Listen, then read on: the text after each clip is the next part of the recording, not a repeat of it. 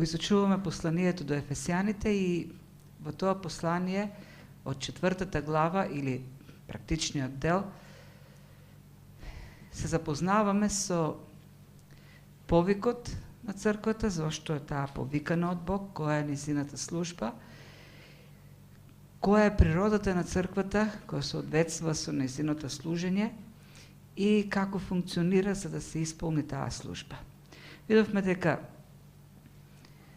смислата на постоењето на црквата или низиниот повик е да го прославува Бог, да го покажува, да го демонстрира Бог во неговиот карактер, во неговата сила, во неговата слава во овој свет.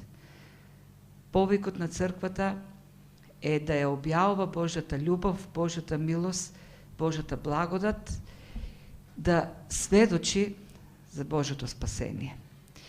И за да ја исполни таа функција, црквата е создадена како тело. Всушност, и метафората што ја употребува 4 глава, ја представува црквата како тело, како Христово тело. Всушност, преку црквата, Христос продолжува да служи. Она служење што Христос го имаше пред 2000 години, продолжува преку црквата. И во таа смисла, мисијата на црквата, службата на црквата е да го демонстрира Христос во овој свет. Христовиот карактер, Христовата природа. Да ја продолжи службата на Христос која беше започната пред 2000 години. И затоа црквата е едно тело, затоа сите припаѓаме на едно тело. Затоа сите сме напоени од еден животворен дух. За да ја остварува таа служба, црквата треба да живее во единство. Треба да се постигне единство кое е овозможено преку присуството на Духот во неа, преку постоењето на една глава. Имаме еден Господ, пишува во првиот дел на оваа глава. Едно тело, еден Господ и еден Татко, во кого живееме сите, од кого е се, преку кого е се и за кого е се. Така е структурирана, така е создадена црквата од Бог. Сите во единство, како тело Христово, да ја служиме, да ја вршиме Христовата мисија во овој свет. И затоа, секој член во црквата, секој припадник на црквата, секој верник во црквата, има добиено од Бог дар за да извршува некаква служба и така црквата како Христово тело да служи во овој свет. Даровите самиот Христос ги освои за нас, така што се симна на недолните делови на земјата, умре, за да не избави од смртта и оживеани во него, оспособени за светост и праведност да служиме во црквата, преку црквата во овој свет. Со други зборови, црквата е така формирана од Бог, така е организирана од Бог, така е оспособена од Бог да може да го врши, да го продолжи Христовото служење и преку црквата всушност светот осознава дека Христос не е мртов. Преку црквата светот осознава дека Христос е воскреснат, е жив и дека не е далечен. Кога тој воскреснал, не заминал некаде далеко на периферијата на Вселената, туку е присутен во светот. Присутен е во општеството. Всушност, се што се прави во црквата, оспособувањето на светиите, она што ќе го видиме следниот пат од 13-тиот, 12-тиот до 16-тиот стих, се што се случува во црквата, тоа созревање, постигнањето на мерката на Христовата мажественост или полнота, е со цел да демонстрираме Божја сила во светот. Се што правиме всушност во црквата е за да тој излезе надвор и да се види Божјата слава во светот. Да се слушне добрата вест во светот. Ние се собираме, се поучуваме, се молиме еден за друг, се градиме духовно, за да се покаже Христовата дело на спасение во овој свет. Да се врши Христовата мисија. А овој текст што го прочитавме и сега доаѓаме до врската меѓу Лука 4 глава и Ефесијани 4 глава. Црквата има мисија внатре, има и мисија надвор. Има задачи што ги постига внатре во црквата и задачи што ги постига надвор. Крајната цел на задачите што ги постигнуваме во црквата е за да извршиме задачата надвор. Тоест Христовото служење. А Христос најдобро своето служење го представи, зошто дојде, сето тоа го представи во овој текст што го прочитавме, Лука од 4 глава, 16 стих. Таму тој, Господ Исус, прво рече дека е дојден да објави добра вест. Но, ајде да видиме малку која е позадината на овој текст. Господ Исус Христос имаше веќе служење, извесен период на служење во Галилеја, стигна дури и до Јудеја и помина една Пасха во Ерусалим. Ако разгледаме хронолошки настаните, до овој момент, додека да дојде во неговото родно, не родно место, туку во местото каде што порасна, веќе имаше служба, веќе беше познат, веќе беше извршил и чуда, веќе имаше и проповеди, така да гласот, веста за неговото служење беше расширена и луѓето во неговото место, во Назарет, веќе знае за него. И тој конечно доаѓа за прв пат од кога почна со служењето во Назарет, местото каде што порасна. Влезе во синагогата, истата онаа синагога во која што трчал како дете, синагогата во која што растел, му бил даден свиток и што направи Господ Исус? Отвори од Исаја 61 глава, првите 2 стиха и го прочита овој текст.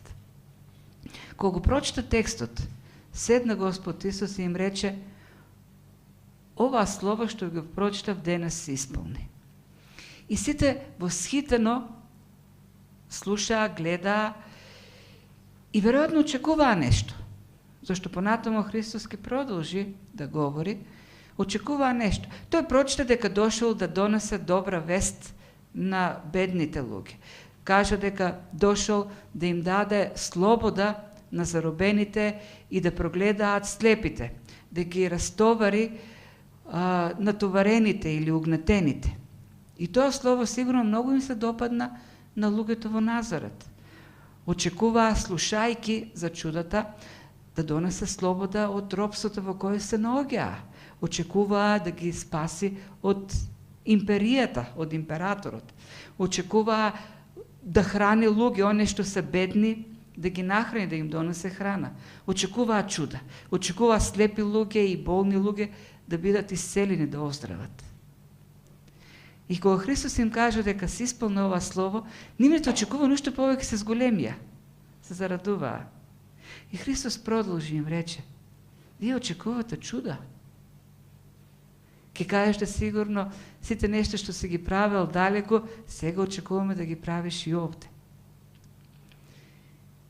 И продолжи да им збори како Бог во Стариот Завет им прати, покажа милост кон неевреи. Имаше многу гладни, вели, во Израел, меѓутоа отиде да нахрани една старица, една вдовица во Сарепта Сидонска. И така натаму. И така говорејќи си го навлече гневот на луѓето до таму што неговите сограѓани или соселани го ведоа до една карпа на која што бил изграден градот или селото и сакаа од таму да го турнат во бездната. Ма Христос само помина меѓу нив и непречено, неповреден си отиде. Зошто го кажам сето тоа? Кој беше вистинското служење на Господ Исус Христос? Што сакаше да каже кога им рече се исполни оваа слово? Всушност Христос дојде да им го даде најдоброто и најважното на неговите сограѓани. Да, тој и лекуваше, тој и вршеше чуда и хранеше. Меѓутоа кога дојде во својот град, Тој дојде и таму, во тоа место, и ја изнесе сршта, суштината на неговата служба. Дека тој дојде на луѓето да им ги спаси душите. Тој дојде во неговото место и за прв пат тој кажа таа проповед. Дојдов јас да ги спасам вашите души. И од вас почнувам со таа проповед. Спасение на вашите души. Веројатно не очекувале неговите најблиски сограѓани, веројатно сметале дека нив не им треба спасение. Сметале дека се е во ред со нив. Меѓутоа, тоа е суштината на Христовата служба. Спасение на душите на луѓето. И кога Христос рече, ова слово се исполни тогаш во неговата служба и продолжа во неговата служба да се исполнува тоа слово. Во неговата служба преку црквата. Службата на црквата е исполнување, е проповедање, е вршење на оваа слово кој Господ Исус го кажа таму во Назарет. Ајде да видиме што е вклучува овој текстот кој е цитиран од пророштвото на Исаја. Духот на Господ е врз мене, зашто Господ ме помаза. Се што правеше Господ Исус Христос, се беше во силата на Духот. Тој дојде како помазаник, помазан од Духот. Всушност, името или зборот Христос значи помазаникот. Христос беше помазаникот, т.е. оној кој беше одреден од Бог да го спасе човештвото, помазан од Бог, у Светиот Дух. Истиот Дух, преку кој што служеше Христос, истиот тој Дух, Христос го прати на црквата. Во силата на истиот тој Дух, црквата да служи. Црквата го постига единството преку Духот. Неколку стиха порано апостол Павле го напише тоа во 4 глава на посланието до Ефесјаните. Истиот тој Дух действува во црквата. Пред да замине, пред да се вознесе во делата 1 глава, првите 10 стиха, Христос им вети дека ќе дојде Духот и кога ќе дојде Духот, ќе ги помаза Духот, ќе ги исполни. Тие ќе станат сведоци за Христос во Јудеја, Галилеја, Самарија и дури до крајот на светот. Со тоа Христос ја исцрта мисијата на црквата. Црквата оспособена со Светиот Дух, силена со Светиот Дух, да биде сведок за Христовата служба, да ја врши Христовата мисија од Јудеја до целиот свет. Тоа е почетокот. Истиот Дух со кој беше помазан Христос, истиот Дух ја помазува црквата. Истиот Дух живее во црквата. Во истиот тој Дух ние сме крстени во едно тело, преку истиот Дух сме крстени во едно тело, преку истиот Дух ги добиваме даровите и во силата на истиот Дух ги вршиме службите. Зошто вели ме помаза и ме прати? Зошто ме помаза и ме прати? Да им соопштам радосна вест на бедните. Тоа беше основната мисија на Господ Исус Христос, да донесе радосна вест на бедните. Црквата е обедината во еден дух, преку еден дух во едно тело, за да објавува радосна вест. Радосна вест на бедните. Зошто на бедните? И која е радосната вест? За една радосна вест да биде радосна вест, таа треба да биде прво човек треба да осознае некоја лоша вест. Не може една вест да биде радосна ако таа не действа во некоја состојба која не е добра. А радосната вест е радосна вест зашто действува као оние кои осознаваат, кои осознале дека се бедни. За да радосната вест е радосна, треба да знаеме прво дека сме бедни, дека сме во очена, безнадежна состојба. Кои се бедните по дух? Кои се бедните всушност овдека за кои што пишува апостол Лука, авторот? Бедните не се луѓе кои се социјални случаеви или немаат доволно храна. Бедните се оние кои осознаваат дека не можат да се представат пред Бог со ништо. Дека не можат да застанат пред Бог со никакви заслуги. Ние сме духовно ништожество пред Бог. Радосната вест е радосна за оние кои доаѓаат пред Бог и велат: Господи, јас сум грешен. Немам ништо со што да се представам пред Тебе. Нити сум доволно паметен, нити сум доволно добар, нити сум доволно достоен да застанам пред Тебе или да добијам спасение. Не им треба радосната вест на оние кои сметаат дека се големи, се доволно силни, богати, паметни, убави, способни за да го заслужат спасението. Радосната вест е радосна за оние кои се бедни по дух. Првото блаженство кое Господ Исус Христос го каже, веш, блаженството над оние кои се бедни по дух. Блажни се бедните по дух, зашто нив им припаѓа Царството небесно. Луѓето кои знаат дека, кои сознаваат, просветлени од духот, дека не можат со ништо да се представат пред Бог. И само по благодат можат да бидат спасени. Спасението е само благодат по Бог. И затоа е радосна веста, дека Бог не остави во бедата, не остави во духовното ништавило, Бог не остави да пропаѓаме во бездната на гревот. Туку стана човек, живееше како човек, служеше како човек, умре за да нас спаси. Радосната вест е радосна ако ја осознаваме тажната вест. И тоа е мисијата на црквата. Во овој свет кој е беден, да ја соопштува радосната вест, да обяви тажната вест, веста за реалната состојба на човештвото и радосната вест за оно што Бог направи за овој беден човек, потонат во смрт, во зло, во неволи, во грев. Се што правиме во црква, нашето оспособување, духовно изградување, нашето славење и поклонение, сето тоа не оспособува, сето тоа не подготвува, за да ја објавиме радосната вест на бедните луѓе. Потоа Господ Исус Христос, пророчите рече, ме прати да им проповедам на заробените ослободување и на слепите прогледување. Ослободување и прогледување. Да проповедам. Христовата мисија беше да проповеда. Што да проповеда? Ослободување на заробените.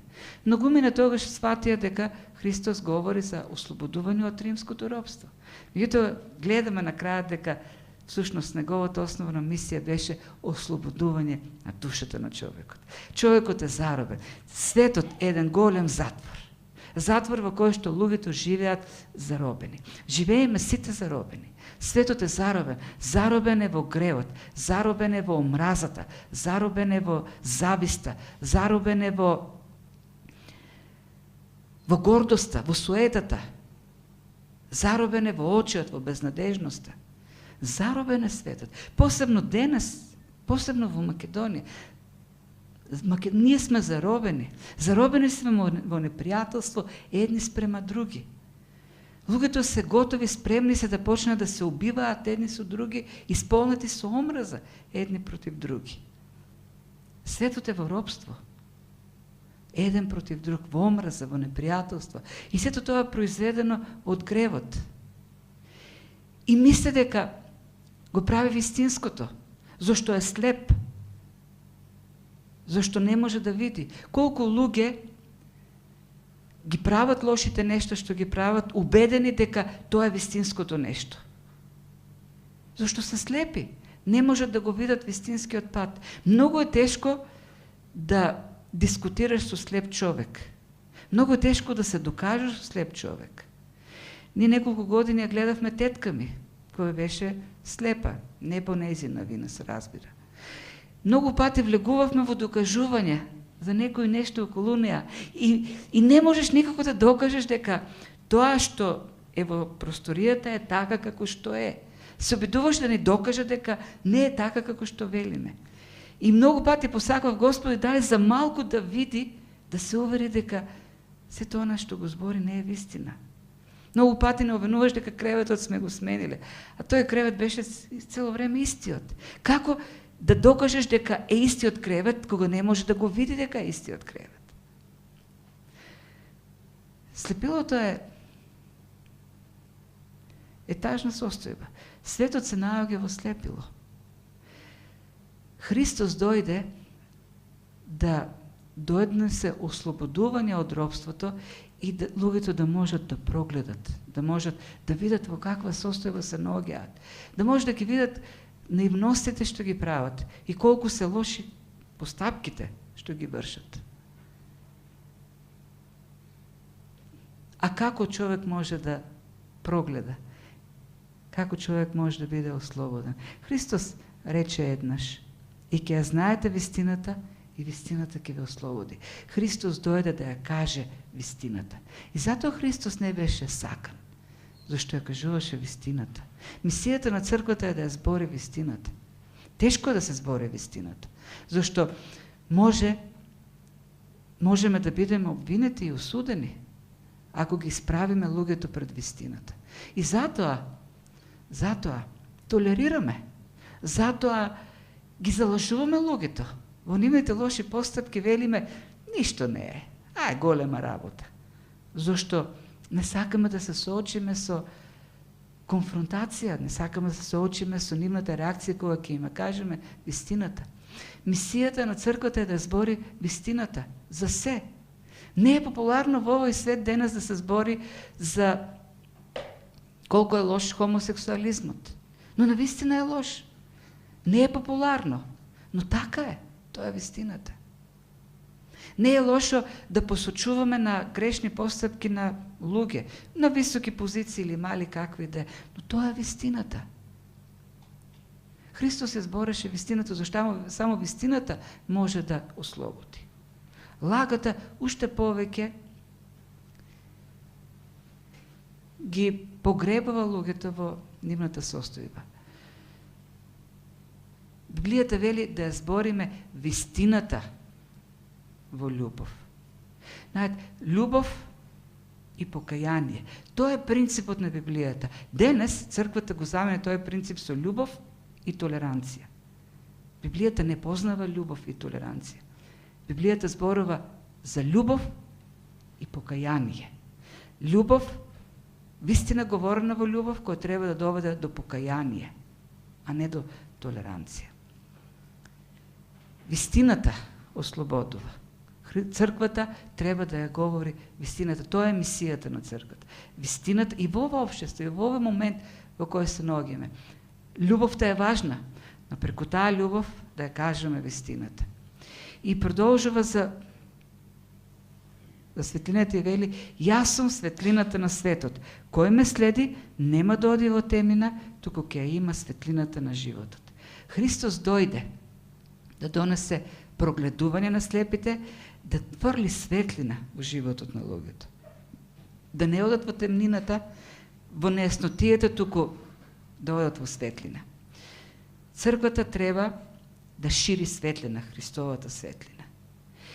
И јасно да проповеда дека Христос е светлината и имаме светлина ако одиме по него. Современата црква и тоа го изопачи. Современата црква вели: дојди до Христос, прими го за спасител и завршена работа. Христос вели: ќе одите во светлина ако одите по мене. Ако живеете со мене, ако ме следите мене, ако извршувате мојата волја. Што значи оди по мене? Значи послушен, покорен, оној што говоревме синоќ. Оној што ја врши мојата волја, оној што ги исполнува моите заповеди. На крајот, кога Христос ќе дојде, сигурно на многумина ќе каже: бегајте од мене, вие кои вршите беззаконие. Зашто многу доаѓаат само кај Исус и потоа вршат беззаконие. Не одат по него, не го извршуваат неговото слово. Тоа е Евангелието, радосната вест. Имаме спасение, имаме вистина, за да одиме по него. Ние сме во светлина, ако живееме во Христовото слово. ако одиме по него. И црквата треба да го проповеда тоа евангелие. Синоќ ќе говоревме за тоа дали може некој да го прими Христос само за спасител, но не и за Господ. Не може. Едноставно не може. Оно што ќе го прими како спасител, тој го прима и како Господар на својот живот. И оди по него. И оди во светлина. Тоа е проповедта на Господ Исус Христос. Пуштање, да ги пуштам на слобода на патените. Овој текст повторно може така да се толкува во древноста како измачени од многу робства, сега да им даде слобода, да ги пушти на слобода. После Вавилонското, Персиското, на Александар Македонски, па на Рим, сега конечно напатени од многу робства да ги пушти на слобода. Конструкцијата на зборовите многу наликува на она што Господ Исус го кажа во Матеј 11 глава, кога рече: дојдете по мене сите што сте изморени и обременети, и јас ќе ве успокојам. Земете го мојот јарам на себе и поучете се од мене, бидејќи сум кроток и смирен по срце, и ќе најдете мир за вашите души, зашто јаремот мој е благ и бремето мое е лесно. Ова го кажа Христос на евреите, како што и читаше од Исаја во Лука 4 глава. На иста категорија луѓе. Што беше обременоста, што беше истоштеноста, што беше напатеноста, во што се состоеше? Во оној тежок систем на правила кој го наметнаа фарисеите како услов за добивање на Божјото благоволение. Знаете што се треба да прават за сабота, што се требаше да прават за различни работи, сето тоа напишено од фарисејските правила. Беа напатени и истоштени од еден тежок религиозен систем. И Христос им рече: дојдете кај мене и земете го мојот јарем. Земете го моето робство. Ти имаа веќе еден јарем. Го има јаремот на човечкиот легализам. И Христос им рече: земете го мојот јарем. Одете по мене. Мојот јарем е благ и моето бреме е лесно. Мојот јарем е скроен да ја задоволи душата на човекот. Мојот јарем не е... Да, секој јарем значи впрегнување, значи некакво робство. Меѓутоа, тоа е јарем кој тежи онолку колку што крилјата тежат на птиците. Да, може би им тежат крилјата на птиците, ако немаат крилја, може би ќе им биде полесно. Меѓутоа, токму крилјата се оние што ги возвишуваат и ги вигнуваат на небото. И никоја птица не би се откажала од своите крилја, бидејќи им ја зголемуваат тежината.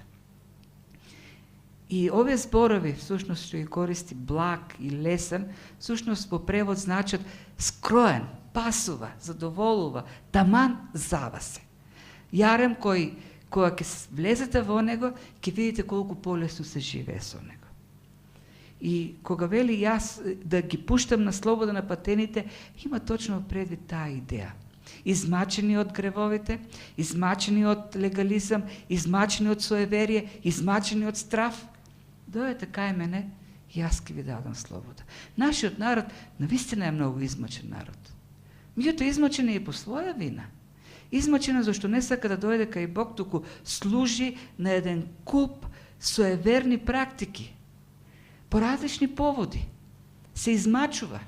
Се буди со суеверен страв, да не сретне некој човек кој му носи малер или некоја мачка да не му го пресече патот, и се легнува навечер во суеверен страв, да не направи нешто погрешка, да прекрши некое правило и да му се случи нешто лошо преку вечерта. Во секој момент пази што ќе прави. Робство, напатеност, натовареност.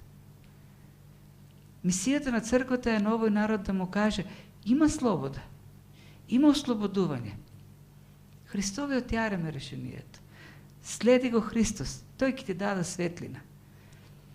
Тој ќе те ослободи од слепотијата, од заблудата. Христовата порака беше таа е и нашата порака. Пораката што ние треба да ја проповедаме.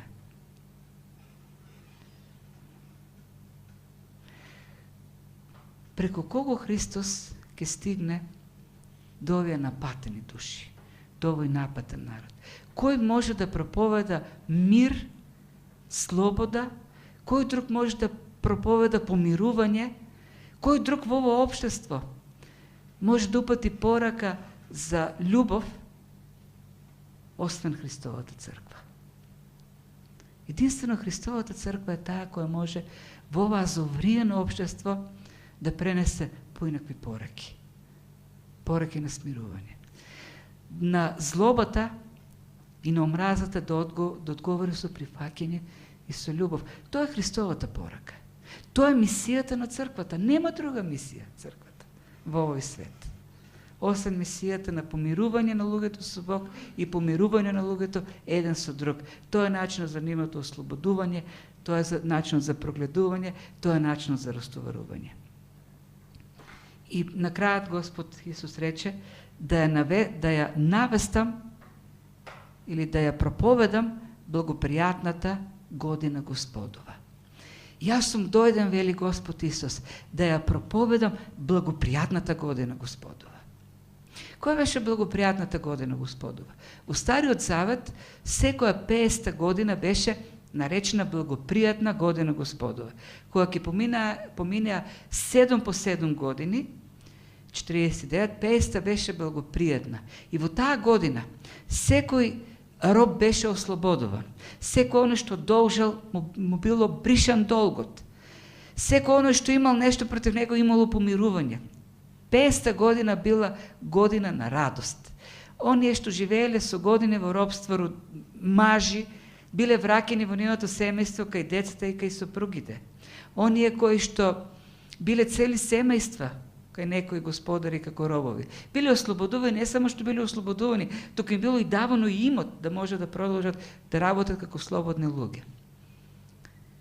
Дури земјата одмарала, не била работена. Целосно ослободување. Благодат и милост во таа 50-та јубилејна година. И Господ, кој доаѓа во Назарет, им вели: мојата служба, Духот Господен е над мене. Јас сум помазан да ја проповедам благопријатната година Господа. На сите да им проповедам простување. Да им проповедам милост од Бог, благодат да проповедам. И кога кажа се исполни тоа слово од Исаја денес, Господ Исус рече: настапи благопријатната година Господа. Дојде период во кој што Господ нуди милост, Господ нуди благодат, Господ нуди простување. И таа благопријатна година продолжува. И денес е благопријатната година Господова. Мисијата на црквата е да проповеда благопријатна година Господова. Зашто таа година Господова си има крај. Се завршува на оваа земја. Секогаш се си има своји рамки. Има рамки благопријатната година Господова, има рамки нашиот живот, има рамки нашето служење во црква. Се има рамки. Во тие рамки ние треба да ја проповедаме благопријатната година Господова. Зашто Господ Исус не го прочита тоа нарочно, меѓутоа во текстот во Исаја продолжува да ја проповедам благопријатната година Господова и денот за одмаста на нашиот Бог.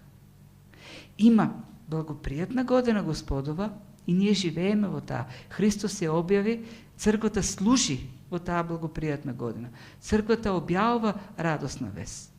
Меѓутоа, благопријатната година завршува со ден на одмаста. Бог ќе се одмасти. Кога Бог ќе побара сметка за постапките на човекот. Ние треба да предупредуваме за денот на одмазата и да ја најавуваме, да ја објавуваме благопријатната година Господа. Да им кажуваме на луѓето кој е начинот за избавување од основните проблеми, суштинските, клучните проблеми од кои страда. И каже Господ Исус Христос: вистина, вистина ви велам, кој верува во мене, делата што ги правам јас, ќе ги врши и тој. Ке прави и поголеми дела од нив, зашто јас одам кај таткото. Со други зборови Господ Исус рече во овој текст од Јован 14:12, јас одам кај таткото. Но проповедањето на благопријатната година Господова, ослободувањето на заробените, прогледувањето на слепите, растоварувањето на угнетените, нема да престане. Напротив, ќе продолжи. И тоа ќе продолжи во уште поголем интензитет. Уште повеќе. Христовото заменување кај таткото значеше уште поголемо ширење на Христовата мисија. Уште поголемо служење. Како? Преку црквата. Христос се замена кај таткото, го прати Духот. И навистина, делата, вистинските дела, не збориме за некакви чуда на хранење или на исцелување, на спасение на човечките души, зеде замав после Христовото вознесение. Во еден ден поверуваа 4000 души, плюс уште 2000 души во Иерусалим. Зашто тоа е мисијата на црквата. Христос замина кај Отецот и преку црквата продолжи да действува како тело. Не како едно тело во едно место, како што беше тој пред 2000 години, туку едно комплементарно тело насекаде по целата земја. И тоа е мисијата на црквата. Да служи, да ја проповеда благопријатната година. А Христос светил дека преку црквата многу повеќе тоа служење ќе се расшири. Делата ќе бидат многу повеќе.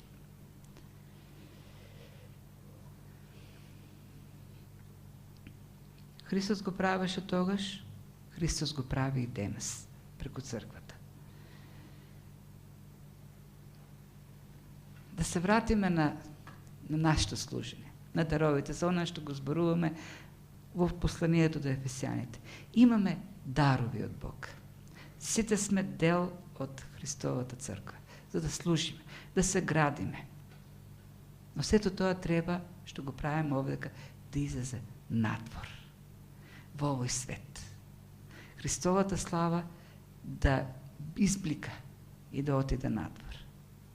Тоа е вистинската цел на крајот на краиштата на нашето служење. За во светот Христос да биде прославен. Нашето служење никако не смее да остане затворено зад црковните ѕидови. Она што се случува внатре, се случува за да се случи надвор. И во овој свет луѓето да поверуваат. Кој друг ќе ја пренесе таа порака, ако не Христовата црква? Може некој да каже, но јас имам работа. Си имам поинаква работа, си имам професија. Не сум професионалец во црквата. Не сум оспособен, немам факултет или не сум вработен во црква. Христос очекува секој насекаде каде што е да ја проповеда благопријатната година Господова. И ние тоа го правиме, сакале или не го правиме, или ја проповедаме или не. Нашите постапки проповедаат. Нашите зборови проповедаат, нашиот живот проповеда. Секаде, дома, на работа, кога седиме со некого и пиеме кафе, ние проповедаме. Со нашето поведение покажуваме дали го следиме Христос или не го следиме. Ние треба на луѓето насекаде да им покажуваме кој е начинот да одат во светлината. Насекаде каде што сме треба да им кажуваме кој е начинот да се ослободат од бедата во која се наоѓаат. Да им кажуваме на вистинската состојба во која се. Да им збориме вистината во љубов. Нашата мисија како органи во Христовото тело е насекаде да нудиме јарен кој е лесен за носење, јарен кој е скроен за нив. Тоа е мисијата на црквата. И раната црква, христијанската црква, извојува победа над идолопоклонската империја, моќната идолопоклонска империја, зашто секој, буквално секој, служеше како дел од Христовото тело во светот. Секој ја проповедаше благопријатната година Господова. Секој беше служител на Господ, онаму каде што Господ го праќаше. Тоа е и нашата мисија денес. На следниот пат ќе видиме оспособувањето внатре во црква. Процесот до кај треба да стигнеме сите ние. Но тоа си има цел. Целта е како светлина во светот, како град поставен на високо, како сол во овој свет, гледајќи на нас, луѓето да го прослават нашиот Отец. Амин.